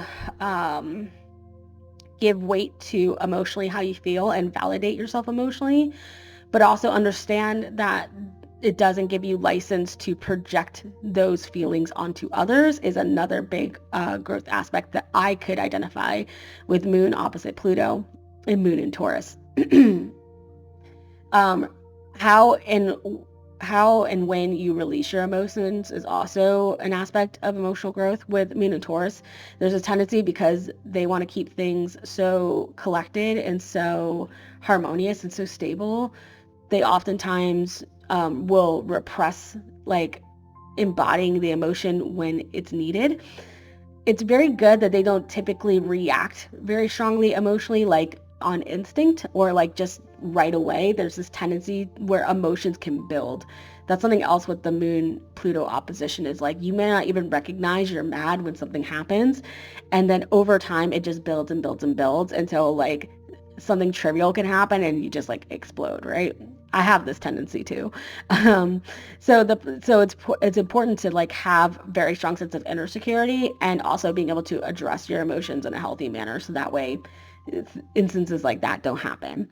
So in terms of like the soul purpose, we talked about this a little bit in the Divine Life Purpose reading, but your moon phase was during the waxing gibbous. So this is after it has been at the first quarter phase, which is when the moon and sun square each other, and it's building towards a full moon. The full moon is the actual like cultivation of some sort of like conclusion or mastery, or there's some sort of like fulfillment, or there is a process of attainment. So here it's about building towards and sort of like continually, the way it's I wrote it in here is through refinement, like sort of like refining your efforts. The building of light is talking about the building of self, and once the light is dissipating, the soul is seeking to disseminate something to the world or to other people. So whenever the moon is growing in light, the soul purpose is very personal. So there is this tendency to really want to continually develop oneself with the moon in waxing gibbous. But it also shows you're at a place in life where you're not necessarily learning these things on a soul level at its very beginning stages. That would be more of a new moon, which is what Gabrielle has. But it's more so talking about like, these are skills spiritually you've already started to develop, and now you're just kind of finishing the phase of development with them. And then with emotional growth, so your progressed moon is actually about to complete its transition through the natal 8th house and is going to be soon going through the 9th house. But the progressed moon is actually square your natal moon. So typically when this happens, there is a sense of, in some ways, because we talk about the moon in Taurus being a lot about stability and stagnation, there could be some aspect of that where now you are frustrated with that expression in some way. It's not serving your emotional growth at this time. So a lot of people look to change things up, or to somehow reevaluate the emotional disposition to kind of make way for like more fulfillment rather than just stability. And this, I'm speaking mainly in these terms like rigidity, fixed, stability, because we're talking about fixed signs, which fixed signs always operate on that plane. So the progressed moon is in Leo right now, which can definitely have a focus on beauty, art, family, love, romance. So there can be some sort of stagnation there, where you're sort of looking to rise above that, or you're looking to absolve yourself of the negative circumstances that you feel are holding you back. Because the moon just recently went through the eighth house, this could be highlighting uh, taking responsibility for yourself, like looking inwardly and be in and or looking at your relationship, because again, that's the area of intimate relationships. Could be looking in that area and trying to assess if maybe there is something you're repressing or something you're not seeing that is keeping you from having more emotional satisfaction. The progressed moon will move through a sign and a house approximately, well, a sign every 2 years. So it will remain in Leo, but yeah, so it's at 17 degrees of Leo. So it's going to be about another year, a little bit less until it moves into Virgo. Um, and in your progress chart, it is going through the eighth house. It just entered the eighth house, and it's actually conjunct your natal south node. So there may be a highlighting of um, past life patterns that are becoming visible, or you're starting to gain insight into patterns from the past that you have somehow brought into your current life time, or like your current means of how you are behaving, highlighting that and using that as a foundational basis to jump off and do more north node work. So this is a really great time to do some shadow work, to do some emotional exploration into your emotions, like where are you holding on to things emotionally that are holding you back. As the progressed moon is going to move into the ninth house, you are going to really sort of start to learn from others, particularly religiously, spiritually, culturally. There is this like wanting to like absorb foreign concepts or foreign ideas. And the ninth house is a house that's strongly linked with astrology. So I wouldn't be surprised if you take some of these astrological insights and put them into practice, because that is something that your moon might feel would actually really serve you during this time. And you'll probably feel more ease emotionally once that moon does move into Virgo, because it will then trine your natal moon, and that's going to feel a lot more easy for you than maybe necessarily what it is that you're feeling currently. So I think that there's probably been too much stagnation, maybe staying still too long, or kind of just going through the motions in life, to where you kind of have like missed the mark, or like missed an area where we could have done some development and moved past an area of frustration, or an area in which we don't feel empowered, right? So yeah, so kind of digging into the moon, 8th and ninth house themes, or your natural inherent Leo expression, will be helpful in understanding more of how to work with this progressed moon right now. I would also advise going back to the Divine Life Purpose reading and diving into that South Node in Leo, and kind of understanding how that could be represented for you. Usually the South Node in Leo is like holding on to a belief system that's old, outdated, doesn't work, only serves you and doesn't serve other people, doesn't actually help you develop at all. It kind of keeps you safe. It keeps you stagnant. It absolves you of something in terms of accountability.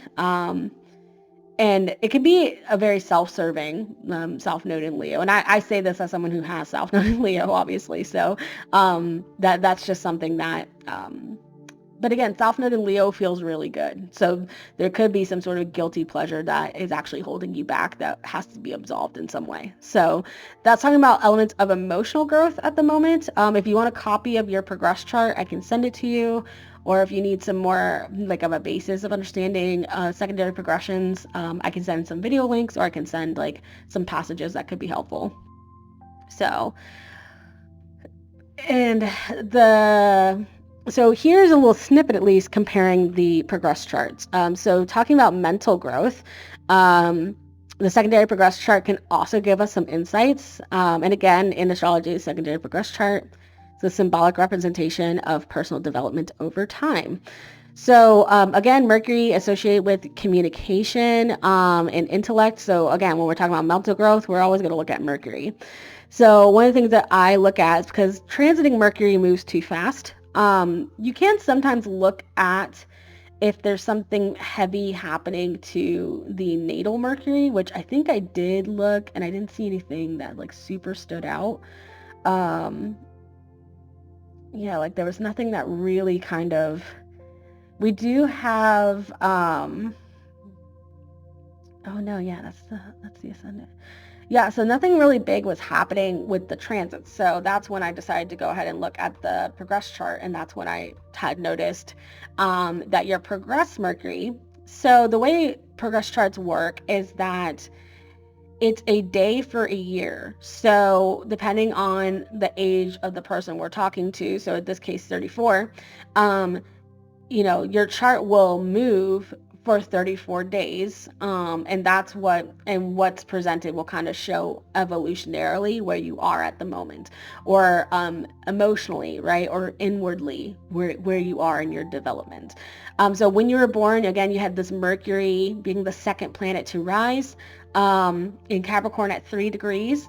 So what you'll see here in the progress chart is that Uranus hasn't moved very much because in 34 days, Uranus has not moved very much in that amount of time. Same with like Neptune and Saturn, right? Like see how Neptune's at like 11 degrees and it's only at 12 degrees here. That's going to be something you're going to see pretty commonly with progress charts. So within that 34 days though, Mercury would have moved from 3 degrees to 13. It actually would have moved further. It would have moved closer to the Saturn, but now it's in retrograde in your secondary progress chart. So this is where we can kind of start to highlight areas for mental growth and how you can approach that at this time. So one of the first things we want to look at in terms of these planets is that Mercury did go over Neptune and now it's applying back to Neptune. So we have the planet of intellect, definition, logic. Mercury is very straightforward. It can be kind of a no-nonsense planet. It's more neutral though. It just deals with information. So it doesn't have necessarily a strong gender disposition. It's almost like it's separate in that quality versus other planets. But it's moving back towards Neptune, which Neptune is the planet of creation, imagination, illusionment. And so oftentimes there can be this sort of merging of those two things, merging of the way we speak, the way we think, the way we talk, what we focus on with the tenets of Neptune, spirituality, creativity, imagination, musicality. So this can be beneficial in the sense where you can become more imaginative, more creative, more insightful, more introspective. You can highlight your own natural intuition or psychic abilities at this time. There's also typically the tendency to sense the thoughts of others or intuitively know when someone is speaking truthfully or being deceptive. But there can be confusion. Mental confusion is really big with this. And particularly, I get a lot of people, especially when they have so much first house or like first quadrant emphasis of like they're confused about themselves. Like they're not seeing themselves realistically, or the way they're receiving information, they're only highlighting certain things that they're receiving and they have a difficulty being objective, despite the fact that it's in Capricorn. It's sort of like a phase that you go through. And oftentimes the phase you go through is for some sort of intrinsic or specific purpose. So there can be a specific purpose for the natural enhancement of intuition or creativity that's happening right now. Some people, not being super thoughtful with this, or they're being thoughtful, but they're not being logical, might come up with some really unusual possible solutions for gaining clarity, because that's oftentimes what someone's seeking is clarity. So they dive deeper into like abstract concepts in order to like maybe gain clarity that they're not gaining through just like pure evidence. Be very, very, very mindful about some of the things you choose, because there can be indulgence with in how someone is looking to obtain clarity with this placement. You can also develop health sensitivities or sensitivities to prescription medications right now, so that's something to be mindful of as well. So the thing to understand about this in terms of like mental growth, it's almost like allowing mental growth to happen more naturally and organically is better right now than trying to force like learning and mental growth, because Neptune doesn't work with defined boundaries. Neptune is always going to transcend the mundane. So you can't really expect for this phase of your life for the way in which you receive information to happen in the most straightforward manner. Sort of learning more through experiences or leaning on what you know, because second house, like leaning on what's already been established. Tried and true tends to work during this time, because new information is just going to come in pretty skewed, honestly. And I'm even probably calling myself out with that, which is fine. I'm okay with calling myself out. Okay, so then we also have Mercury will, once it's done retrograding, which is actually going to happen 4 years, I believe, in 2028. It will move back. It'll be going back to its direct. So it will move over Neptune one more time, and then it'll start to move towards Saturn. So once you're kind of in 2030 is when you're going to kind of like notice a shift with this. So when Mercury is moving into conjunction with Saturn, this will serve to steady your mind. So you won't feel as much confusion. You won't feel that fogginess. Fogginess is a good word. Like that fogginess of like memory or the fogginess of focus. Like it'll be easier to focus your mind. However, with this new steadiness, Saturn again is a planet that's very heavy, pessimistic, and tends to lean towards depressive moods. So be careful of the tendency to feel depressed or feel naturally apprehensive or suspicious of others. So there's benefits to that Mercury Neptune, that tendency to see things with rose-colored glasses and kind of just be drifting along mentally, like in your own, just kind of in your own world, right? Like so this is a great time, like if you are creative in any way, like if you've been dying to write that novel, if you've been dying to pick up and learn the violin, if you've been dying to learn to decorate cakes, like that's a great time to do it. You may not learn as quickly or as linearly as you'd like, but you will do really well in those facets. Also, again, diving into spiritual concepts, great for this time. But once that Mercury starts going towards Saturn, your tendency to gain the benefits of the Mercury Neptune will be lessened. So don't wait until you're like, well, I should wait till the kids are older because I should focus on, no, like if you have like desire to do something in that vein, now is the time to do it.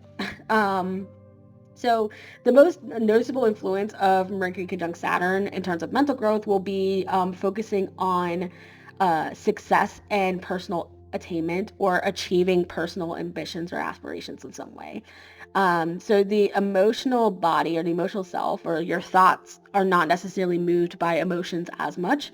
And you'll at this time start to really outline a definitive goal or some kind of purpose for yourself. So again, once you start getting into, basically once you start getting into your 40s, you might really kind of take on like your big life project might really kind of start to happen or start to develop around this time. There can be some hindrances with achieving these tasks. So this could be your partner or a parent might require extra care or attention. This can be that you begin to gain more of a concept of what it is you want to do, but maybe don't have all the resources to be able to achieve it, because Saturn is a planet of restriction. So it's going to talk about that restriction. Because it's in the second house, I'm going to assume that restriction is going to be related to like money in some way. Like it's going to be like, I have this thing I want to do, but I don't have the capital to do it. If you continue to allow for that Mercury to reach the sun and then Venus, you might notice a change there. So, and at this point, I believe in the secondary progress chart, let me look here. So this Uranus is actually in the first house. So your ascendant recently moved to Capricorn.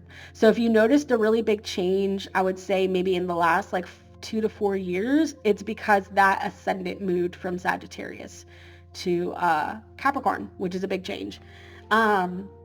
I noticed too when mine moved into Gemini, I noticed a really big difference. I was a lot more talkative. That was the big thing that came out, alongside some other things. But that's one of the things that I noticed in particular. Okay, so that's talking about mental growth. So talking about spiritual growth. I don't know if anyone's ever delved into Chiron with you, but Chiron is another planet. Sorry, it's not a planet. It's called a centaur. It's an astrological body, which is like a comet. And it does move. It has an orbit. It moves very slowly. So Chiron is currently finishing or still going through Aries, I believe. Let me look. I want to make sure I have that correct because I don't want to speak out of turn. Chiron. Where is transiting Chiron right now? I don't think I have him on my transit map here currently. Let me see.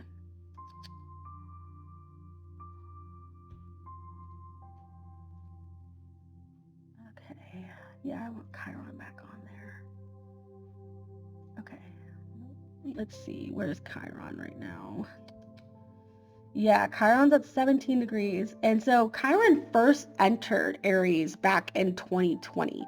So around the time the pandemic took place is when Chiron moved there. I think it was like the end of 2019. Which again, we had a worldwide pandemic, right? And we're still kind of reeling from that. But what's really interesting is for us is that transiting Chiron has squared our natal Chiron. So I thought it'd be good for spiritual growth, because we already talked about your nodal path, to talk about Chiron, because you might have felt this eternal wound activated recently within the past few years. And, for me, it happened. So how it was marked for me, and I'll be vulnerable here, how it was marked for me was I ended up having a miscarriage around that time. And so that, for some reason, with that happening, it hit me in a really profound way, more than I thought it would. And, Chiron in Cancer is about family, right? And it's about home life in some way. So for me, I went through like a really huge downward spiral at that time. And I think it's because the core wound was activated. So for you, and that happened back in, oh my gosh, when did that happen? Around the pandemic as well. But it happened more so, what was it, 2021? I think is when it happened. Yeah, because they would be 3 now. So yeah, that's when it happened for me. So maybe around that time, there's something that happened that activated Chiron. So let's talk about Chiron. So Chiron is called the wounded healer. There is mythology behind this that you can dive into, involving Chiron, who was a centaur. He was the healer who could never heal himself. He was a master of philosophy. He was, again, a profound, like a pharmacist and physician. And so he was sort of like attached to the realms of two different types of healing, healing of the spirit and healing of the body. But he was actually injured from a poisoned arrow, and the poison had no antidote, so there was just no way of being able to heal. So Chiron is going to kind of like mark that area where you are hit by that poison arrow. So in the sign, it's going to talk about the expression of it, like typically how the feelings manifest for that person. The house is going to talk about where this wounding might have taken place, like the environment in which it happens. So in your natal chart, you have Chiron in the 8th house. It's close to your Jupiter. So interestingly, by tapping into Chiron and working with Chiron, you actually continually tap into Jupiter's rewards, which is interesting. So with Chiron in Cancer, this is going to deal with deep feelings of being unlovable, is typically what that's going to talk about. Because Cancer is about unity, and it talks about like our origins from our family, because the moon rules Cancer. And the moon is going to be linked with the emotions, the emotional body, and our early life. Chiron will always originate from early life, but particularly in Cancer, it's almost like this is something that is felt almost from birth, or something that's just deeply felt in the earliest years of life when we're in that really sensitive point of development. Um, so there are a lot of people who have Chiron in Cancer that do have these feelings, in terms of like somehow being separate in the family. A lot of kids with this have like the black sheep syndrome, where like they're not like everybody else in the family. They feel very separate. A lot of people with this experience abandonment or grief that was never able to be healthily processed. And, a lot of people with displacement do have problems with SI. It's in the eighth house, and the eighth house is going to deal with other people's resources. So oftentimes this is pain or burdens that were thrust upon you that are not your own, that you subsequently had to deal with. So typically this will come from parents, like parents kind of thrusting something upon you. Again, so this is a little bit of a leap, but because the eighth house is inheritance, this could be you inherited something genetically that is inconvenient or a burden. The eighth house deals with sex and sexuality and sensuality and trust and intimacy and vulnerability. So Chiron in the eighth house can be a child whose trust was broken from a very early age in a way that was too mature or inappropriate for them. So I see a lot of clients who have Chiron in the eighth who have been sexually abused. I'm not saying that's the case with you. It manifests differently for different people. But because the ruler of Chiron is in the fifth house, I may not be surprised if that is something that comes up. But that could also be the tendency to compete, like competition, like somehow being part of what makes you feel unlovable, like you're always competing with others and comparing yourself to others. There can be lots of ways in which it can manifest. So each person has to kind of delve in and explore how Chiron manifests for them. Sometimes it's super literal as well. Like there could be like the eternal wound is like your birth resulted in infertility of your mother, right? Like it could be, so like for me, my Chiron is in the third house. I didn't speak until the age of 3. I know, shocking. And then till the age of 12, I had a speech impediment. So that's part of the reason why I talk so much now, because I'm just like, I used to have so many issues with speech that now that I can talk, I don't want to shut up. So, however, spiritually, how you can work with Chiron is this is an area where you might feel like you can never really heal yourself. So the goal typically is to give through the pain of Chiron, to give and heal other people.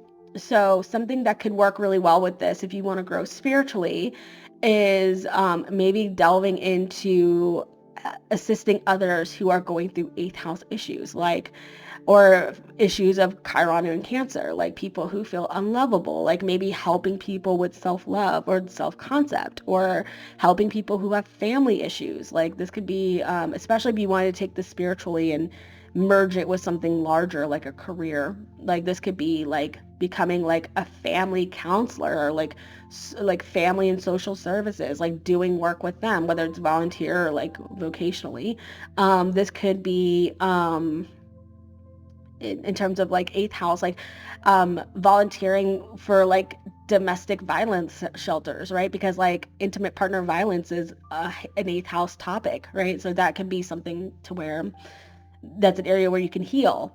Another great thing for us people who have Chiron in Cancer is providing a lot of love to our children. That's a really big thing. Like especially if it's like if the quality is abandonment, or the quality is feeling unlovable, then giving as much love as we can, giving as much understanding of our children as we can, allowing our children to be vulnerable with us and not shaming them is big with like Chiron in the eighth house especially. So this can be helping others heal in these experiences. Another great thing would be like maybe because we deal with birth with the eighth house as well, and especially with Chiron and Cancer, this could be like being a doula, right? Or like being a midwife. Like that's a great way to kind of like pay that forward. So those are all ways in which you can kind of work with this in a spiritual capacity. And this square of Chiron, transit Chiron to your natal Chiron, is a doorway in which you can begin to work with this on a deeper level. So that's talking about spiritual growth, and then talking about some transits that you have coming up right now that will be important to pay attention to is we have transiting Uranus is opposed Mars. So Uranus has been going through Taurus forever. We've got 2.5, 3 more years of this, and then it will move into Gemini. And then eventually it'll oppose your sun, and it will oppose your ascendant. But for now, you're going to be dealing with Uranus opposed Mars, which in my opinion is going to be harder than dealing with the one, the sun ascendant one. So this is going to talk a lot about disruptions in some ways with behavior, or again, with the status quo, like something's being shaken up. And there could be distinct behavioral changes that happen. Again, I get this quality that like some of these behavioral changes go very much against what you typically do, to where they feel really uncomfortable, and you're consciously doing these, or these could be unconscious because of your Mars in the 12th house. There's typically a need to do things with a lot of gust and, again, like assertiveness, maybe even bordering on abrasiveness or on aggressiveness. The personal drive becomes extremely activated at this time. Like there's this need to like do everything all at once. It's kind of something we get with this Uranus Mars. To understand Uranus a little bit more deeply in terms of like the area it's impacting, we can look at Uranus going through your 6th house, which is going to be the area that talks about daily life and routine. That's going to change up during this period. It talks about the area of health and wellness and like health matters in general. So we could see health changes or health disruptions during this time, the tendency to get sick on and off. My Uranus is going through my 1st house, and it has a very similar thing. So I get more headaches than ever. I have a migraine right now.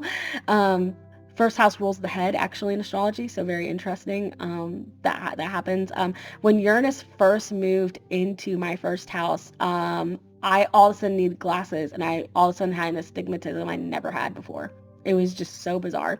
So there could be some elements of that happening with you. The 6th house is going to be linked with the adrenal system and the lymphatic system. So I would not be surprised if it takes you longer to get over things, if you become somehow immunocompromised during this time.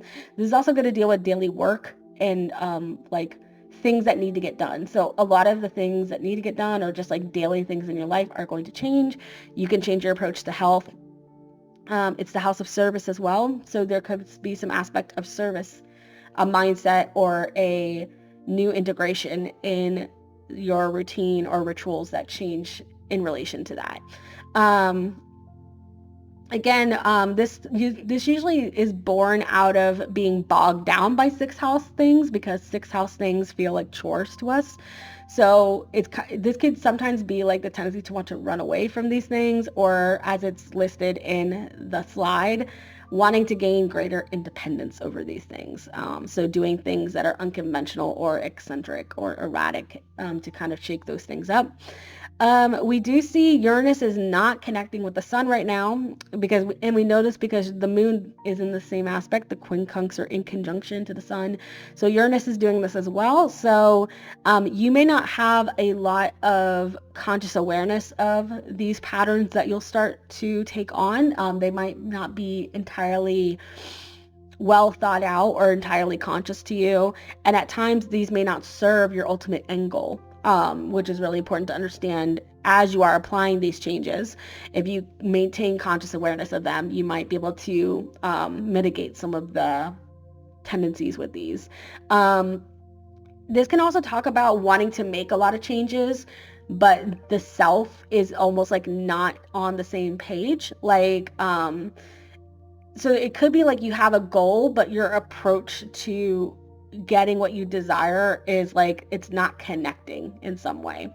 There can be so what happens typically with this is that there's a need to reevaluate the aspirations and the personal goals. There's a need to get back in touch with yourself in some way. And one of the ways I'm going to recommend this is leaning into that Mars Pluto in the 12th house, taking that time for solitude, taking that time for meditation. That is your greatest teacher. Like me as an astrologer, like I'm helpful, but like one of your greatest teachers is like getting into that space. Um, you also have Saturn going through the 4th house. So this is going to talk about profound changes in home life. So again, Saturn is going to deal with new foundations, focus on essentials, restructuring, um, coming up with new systems is another thing. So now typically with Saturn, one thing that's interesting is that Saturn is typically going to relate again to like limitation or time moves very slowly with Saturn. So I'm really interested to see how that takes place with some of your goals that you have for your family in terms of like being a little bit more nomadic. What I think might happen with this is that you might stay in certain places a lot longer than you're initially planning to, if you're still looking to stay in places temporarily.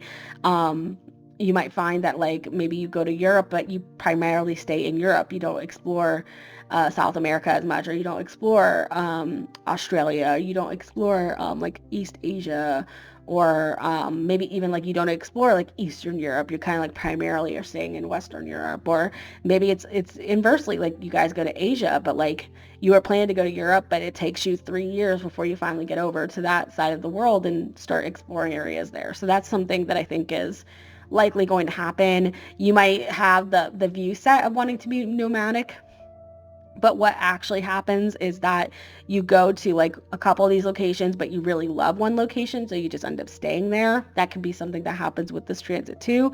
So that Saturn isn't in the 4th house yet. It will be in May is when we're going to first see it there. And then I think it'll be like a good 3 years that Saturn will go through that particular house. But it will eventually move into Aries. So maybe by the time it moves into Aries, you will kind of like maybe there'll be more movement at that point. But like I think initially what will happen is like there might be some confusion about how you go about it too. Even though we've highlighted and boiled down some areas, it might be like the actual like the initiation of this. There is some like confusion, or like there is some like some wrench that's thrown into the plans. Could be definitely like what we see with Saturn going through the 4th as well. So that's kind of what's happening in terms of like where we're going to see like distinct growth for you at this current time. Now eventually in the future, good ways into the future, in probably about 8 to 10 years, eventually you'll have Pluto square Pluto. So like there'll be a lot more internal developments happening there. But right now, a lot of developments are happening in your environments. And that's what you're going to be kind of like dealing with for the next 3 to 4 years. Um, and then you'll see a significant shift. So hopefully that makes sense. Let me know if you have any other questions. I think that's the end. Yes. So thanks again, Peirou. I really appreciate it. And I am planning to record Sean's reading tomorrow and get all of that finally delivered over to you. So thanks so much. I really, really appreciate all your time and patience, and I hope that I'll hear more from you soon. Thanks. Bye.